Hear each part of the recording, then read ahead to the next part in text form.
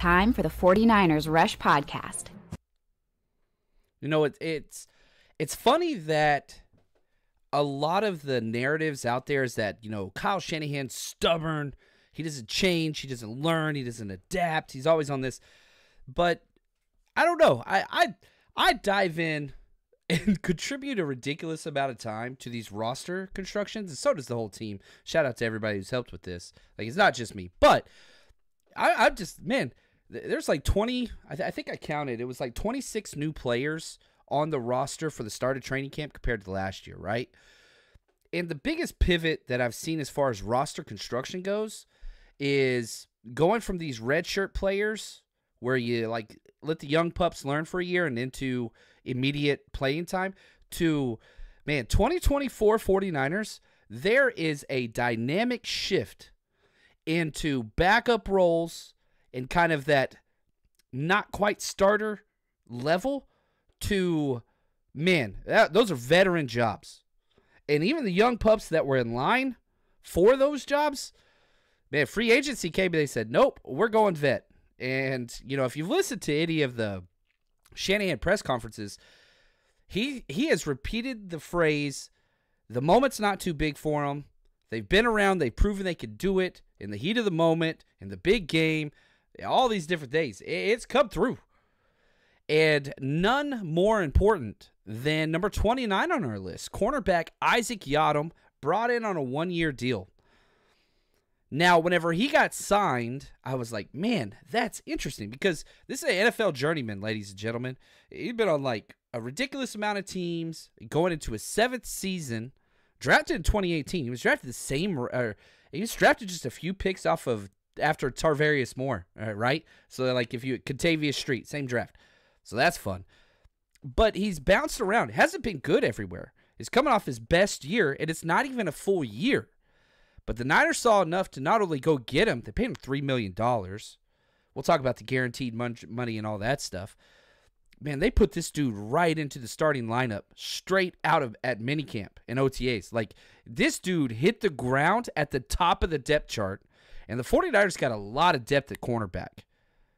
So they love him. Now, he's 29 on our list. When we did our 4 ballots ranked 1 through 91, I ranked him 25. I was the highest. The lowest we had was 33. If we had to redo it, you're bumping him up because this dude's starting. He's going to be the number 3 corner for the 49ers. It has been every single day. And whenever one of the corners are out, like Charvarius Ward gets a rest day, he's the starting number 2 guy. This guy is going to play starting snaps for the 49ers as that number 3 corner. And if any injury happens to anybody, he's your number 2 guy, period. He wears jersey number 22. And shout out to Josh, executive producer of today's show. 6'1", big cat. Not going to lie. Like, you look at just, you know, whenever we go through all the metrics and all the different whatever, you know, 6'1", and comes in at about 192. There's some different numbers out there. He's been in the league for 7 years, so those are going to kind of change at times. But 28 years old, not like he's super, you know, old, long in the tooth. He's all right. 32-inch arms, that's not bad. 4'5", 40 on the slower side, but he's physical. That's kind of the thing that stood out to him. 6.85. Now, he's played a lot of snaps in the slot nickel role. 49ers say we want him on the outside only, and that's the only place I've seen him take any snaps at training camp. But the shiftiness is there, 35.5-inch vertical, 10-foot broad jump, 9 bench press reps, which is weird because that's bottom 5% of corners, upper body strength. But, man, he plays physical. He's a great tackler, right? So the bench press, you know, strength doesn't always translate to physical and tackler. A lot of times it does, but not always. There are exceptions. He is a great tackler, and the tape says that. We have a full breakdown of him up on the 49ersrush.com. If you want to go see that, sign up for Frank Gore tier and above, get access to it. But it's a fun tape. I walked away watching him, and I was just like, man, this guy, he's going to play for us. He has 49ers corner written across his head because of the physicality, the tackling, the zero hesitation to his game, the veteran experience, played in so many systems, including ours.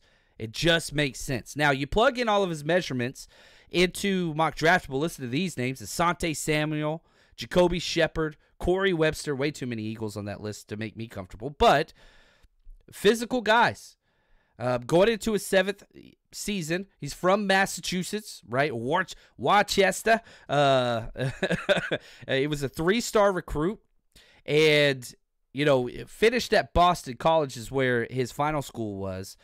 But you kind of look at, his story's awesome. His parents, Bridget and Isaac, Ghana immigrants, came here, raised in Alexandria, Virginia, and was the number 3 recruit coming out of Massachusetts. Had a lot of success there. They were, state championship team. He was, all-state honors, all this different stuff. He got offered by Bryant Holy Cross in Connecticut. All right, take that for what you will. And eventually found his way, all the way to Boston College, which is awesome. Drafted in the 3rd round. And so 99th overall in the 2018 draft by the Denver Broncos. But he's played he hasn't played a lot. He has played a lot.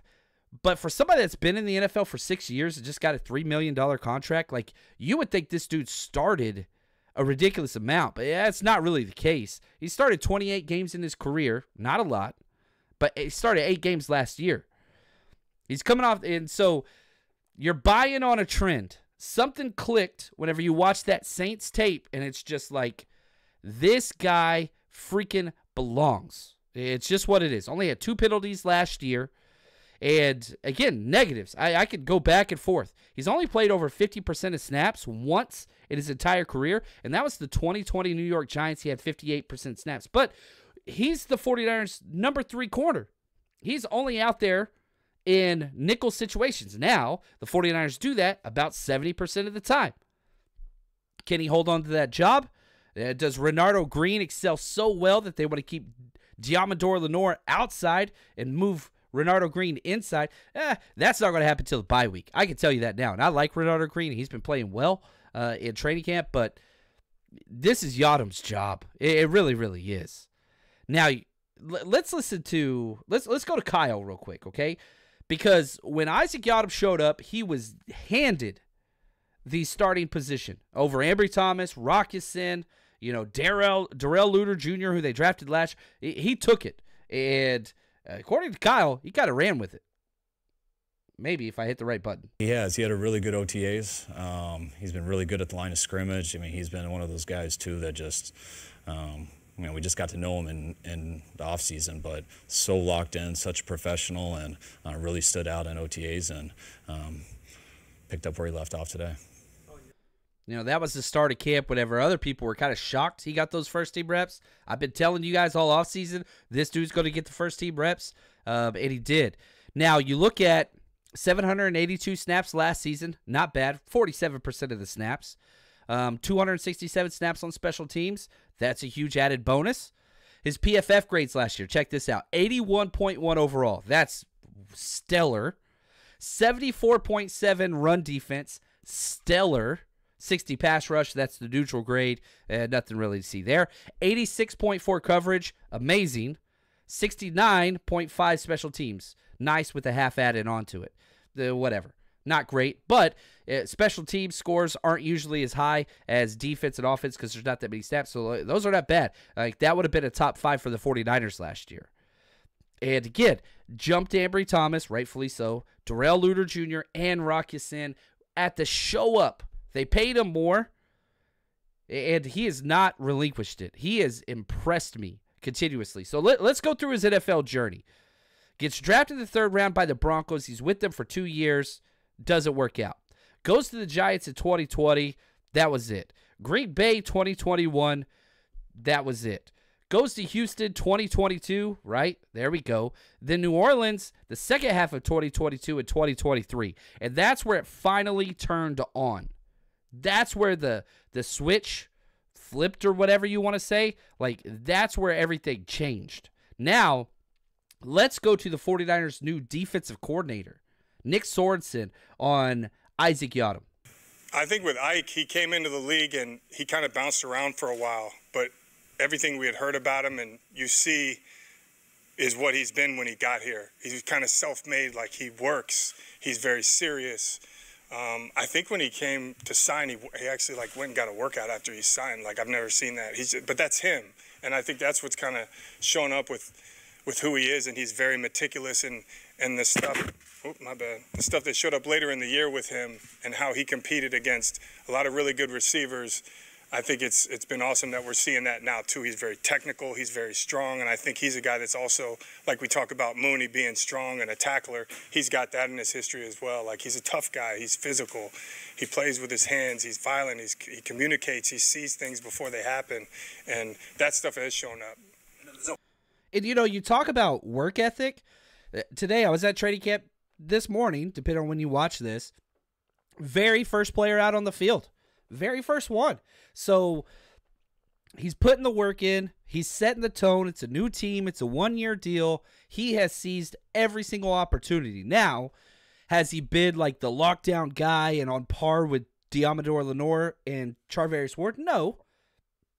But I can tell you this. No cornerback behind him has gained ground on him. Does that make sense? Like there's tiers. There's Demo and Charvarius Ward. They're by themselves. I would argue the second tier, it is just Isaac Yiadom.